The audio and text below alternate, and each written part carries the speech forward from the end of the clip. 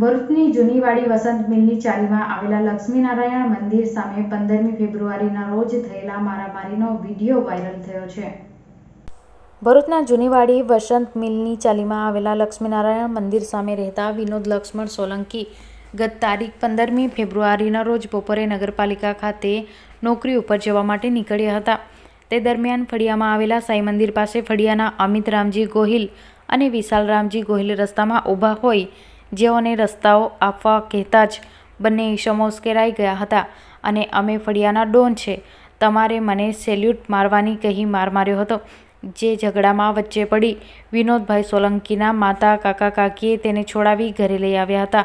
તે વેળા બંને ઈસમો પાછળ ઘરમાં ઘૂસી આવી છૂટી ઈંટો મારી એક્ટિવા અને ઘરમાં રહેલા ઘરવખરીને નુકસાન કરી જાનથી મારી નાખવાની ધમકી આપી હતી. આ મારામારી અંગે એ ડિવિઝન પોલીસ મથકે ફરિયાદ નોંધાઈ છે.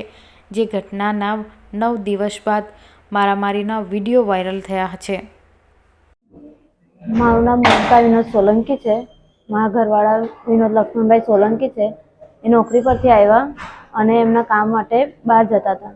તો વિશાલ રામજી ગોહિલે એમને રસ્તો રોક્યો અને જીમફા એમ મારી છે ગાળો આપવા માંડ્યા અને એ કરવા માંડ્યા.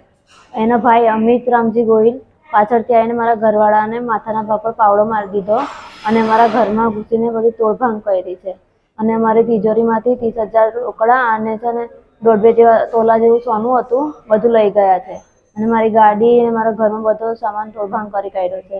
એ છતાં બી અમે લોકો મારા ઘરવાળાને સિવિલમાં લઈ ગયા. ત્યાં આવીને મને ધમકી આપે છે કે તે કેસ કર્યો તો અમે લોકો તારા છોકરાઓનું અપહરણ કરી લેશું અને તારી જોડે બી શું થશે ને તને ખબર નહીં પડે, કેસ પાછો લઈ લે, એ બધી ધમકી આપતા હતા. અમે લોકોએ બી ડિવિઝનમાં અને એ ડિવિઝનમાં બંને બાજુ કમ્પ્લેન કરી છે. પોલીસવાળાએ કીધું છે કે અમે એની અસર કાર્યવાહી કરીશું. એ લોકો અત્યારે નાસ્તા ફરે છે, કોઈ એ લોકોનો અતપતો નથી.